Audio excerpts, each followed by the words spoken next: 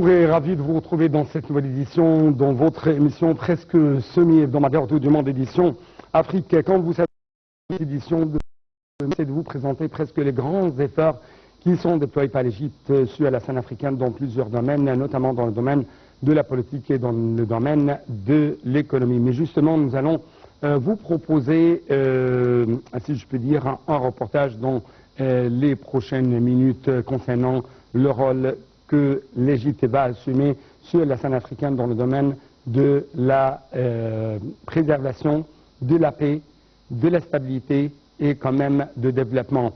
Donc cela, en fait, s'inscrit dans le cadre de la présidence égyptienne du Conseil de paix et de sécurité de l'Union africaine à partir de ce mercredi, le 2 octobre. Les explications, donc, dans ce reportage de Salam Arabi, dans ce reportage de Marwa Arafa et Chérif Boussela.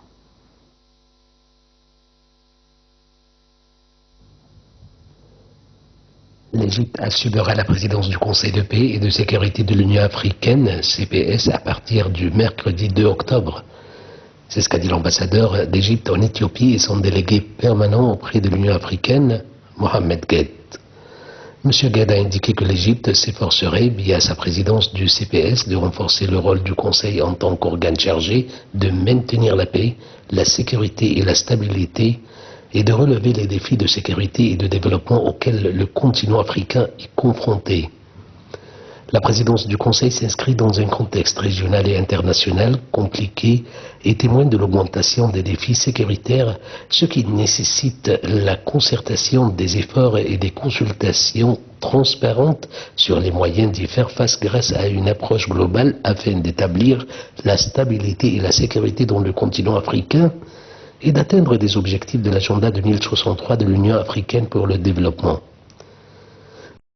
De l'organisation de nombre d'activités, notamment la tenue d'un entretien avec le ministre des Affaires étrangères et de l'immigration sur les questions de paix et de sécurité dans le continent, en plus des concertations avec le secrétaire général de la Ligue arabe et une séance du Conseil au niveau des délégués permanents sur le rapport entre paix, sécurité et développement.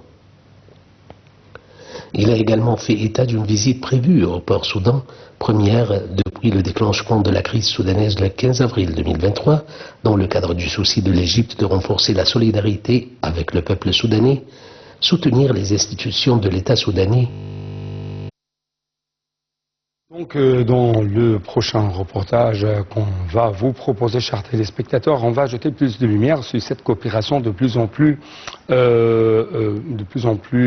approfondie entre les îles Comores ou l'Union des Comores et quand même une autre banque internationale concernant bien sûr les projets de coopération, le projet de développement et de financement consacrés à ces projets de développement au sein des îles Comores. Les explications tout de suite.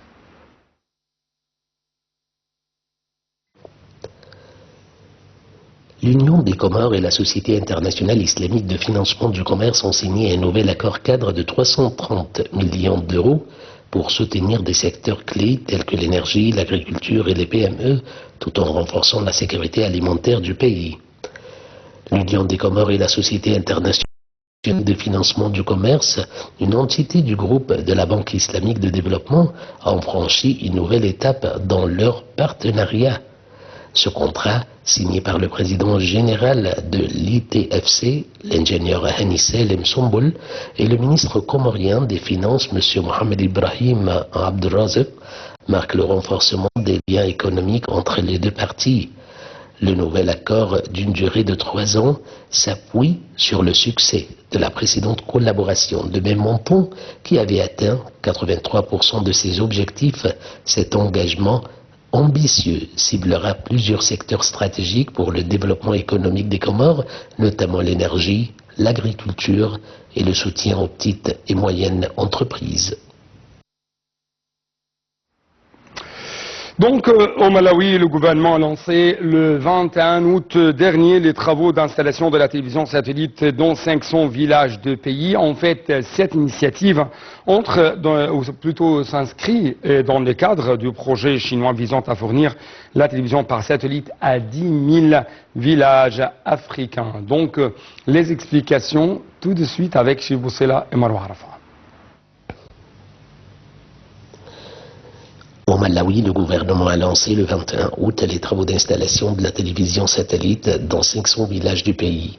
Cette initiative entre dans le cadre du projet chinois visant à fournir la télévision par satellite à 10 000 villages africains. Le Malawi est en train de migrer vers un monde numérique et je veux que tous les habitants des zones rurales participent à cette migration. Je veux que les populations des régions rurales aient accès à l'information parce que des gens informés font de meilleurs choix et prennent des décisions éclairées. C'est ce qu'a déclaré Peter Mutharika, le président de la République malawite. Pour Louis Ongyang, l'ambassadeur de Chine près de Malawi, ce projet reflète l'amitié et la coopération entre la Chine et le Malawi. L'ambassadeur a également annoncé que la Chine ferait également don de 500 télévisions numériques solaires avec décodeurs intégrés et de 1000 projecteurs audiovisuels solaires en plus de 10 000 décodeurs numériques. Le projet fournira aux populations rurales du pays l'accès à au moins 21 chaînes de télévision, dont 3 stations locales. Donc, c'est ainsi, chers téléspectateurs, nous arrivons à notre sujet principal à discuter avec l'un de nos invités qui va être avec nous à travers la ligne de la TV internationale. Et il s'agit de cette présidence égyptienne du Conseil de paix et de sécurité de l'Union africaine. Et bien sûr, l'Égypte donc va assumer la présidence de ce Conseil à partir de ce mercredi, le 2 octobre, selon les déclarations faites par l'ambassadeur égyptien en Éthiopie et son délégué permanent auprès de l'Union africaine, M. Mohamed Gueda. Justement, je dois vous rappeler que la présidence égyptienne de ce Conseil s'inscrit dans un contexte régional et international compliqué et dans un contexte qui témoin de l'augmentation des défis sécuritaires, ce qui nécessite, si je puis dire, la concentration des efforts des consultations transparentes sur le moyen d'y faire face grâce à une approche globale afin d'établir la stabilité et afin de garantir l'établissement de la sécurité dans les continents africains, d'atteindre les objectifs de l'agenda 2063 de l'Union africaine pour le développement. Donc, j'ai actuellement en ligne de la TV internationale Monsieur le général Saïd Fathi, grand expert dans le domaine de la sécurité. Monsieur le général, vous êtes toujours le bienvenu sur la TV internationale.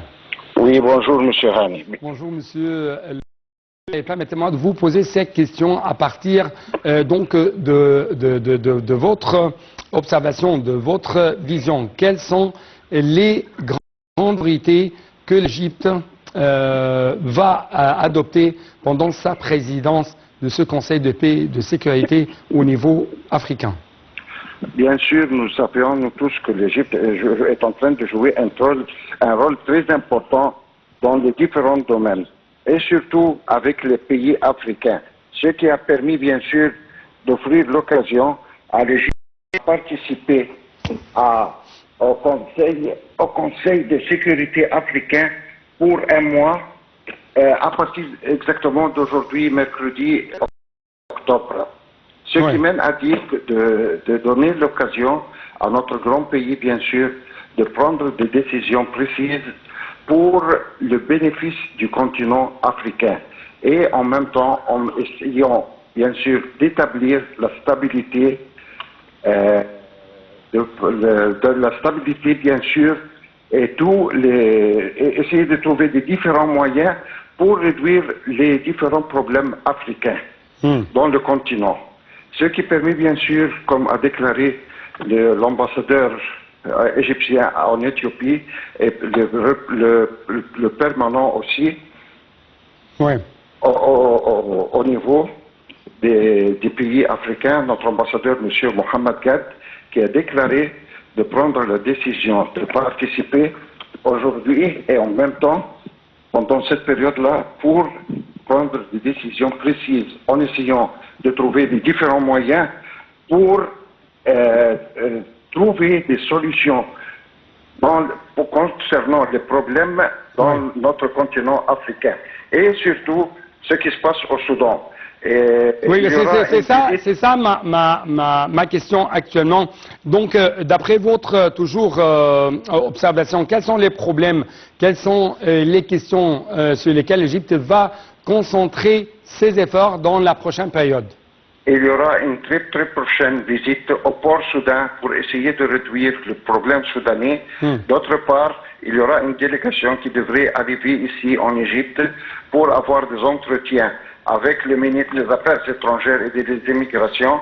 Et il y aura un autre entretien avec monsieur, son Excellence Ahmed Aboul-Gheit, le président de la Ligue arabe, pour examiner les différents problèmes africains, en essayant en même temps de trouver des différents moyens ou des différentes possibilités pour régler les différents problèmes qui se trouvent en Égypte, qui se trouvent dans le continent africain, y compris l'Égypte aussi, et mettant fin à tout ce qui se passe, afin de trouver un moyen de paix, de stabilité et de sécurité dans notre continent. Oui. Vous avez, si je peux dire, suscité un point d'interrogation très important, c'est la présence de monsieur le secrétaire général de la Ligue arabe, monsieur Ahmed Aboul-Gheit, pendant ces réunions africaines. Donc, à quel point vous trouvez que l'Égypte, à travers la présidence de ce Conseil, va essayer de jouer, si je peux dire, un trait d'union, va jouer un rôle de plus en plus efficace dans la complémentarité de rôles arabes et africains dans le domaine de la sécurité et de la paix au niveau de la région arabo-africaine? Comme nous le constatons nous tous, les différents problèmes qui se trouvent dans le continent africain et avec les différents pays aussi, ce qui permet bien sûr à essayer de trouver des différents moyens de sécurité,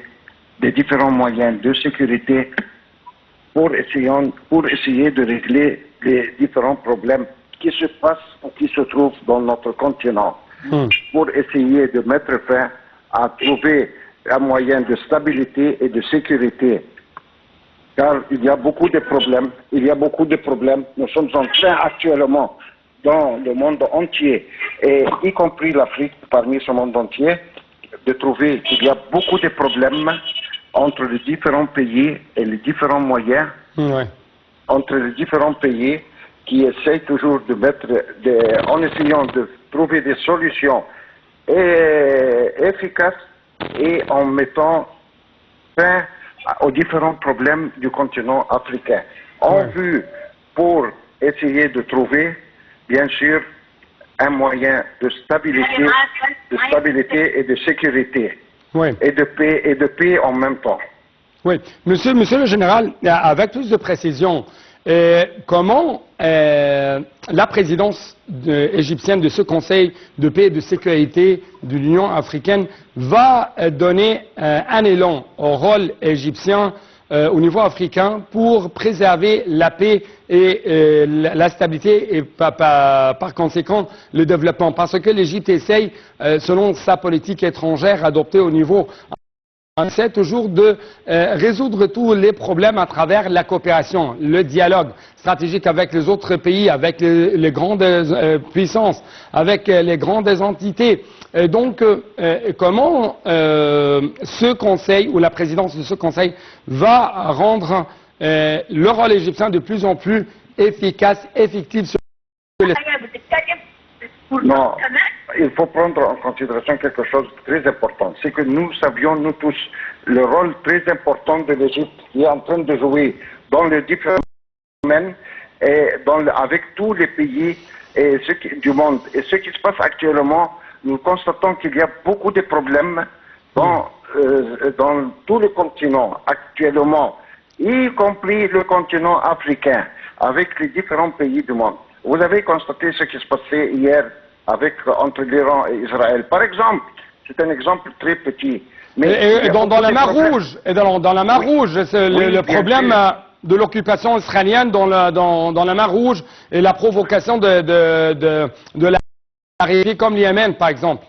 Oui, Oui, c'est ça. L'Égypte et surtout notre grand héros, le grand président, a déjà déclaré et averti les différents pays du monde en essayant de mettre fin avec des grands conseils qui n'ont pas, malheureusement, qui n'ont pas été respectés, d'essayer d'éviter de ce qui se passe actuellement dans les différents pays. Ouais. Parmi ces pays-là, nous faisons part comme un pays dans ce continent africain, en essayant bien de faire à tout ce qui se passe entre les différents pays du monde, pour essayer de mettre fin, de trouver des différentes solutions afin d'éviter de ce qui se passe actuellement, pour essayer de développer les différents pays, mais sans aucune sécurité, sans la paix, bien sûr, sans la stabilité, il n'y aura aucun développement. Et bien sûr, comme nous disons toujours, et comme les grands responsables ici en Égypte disent toujours, investir dans le domaine de la sécurité, c'est investir dans le domaine de développement. Je dois vous remercier infiniment pour de tels éclaircissements de votre part, Monsieur le général Saïd Fathi. Merci beaucoup. Et donc, chers téléspectateurs, avec ça, nous devons clôturer cette édition. Merci beaucoup pour votre attention et à la prochaine.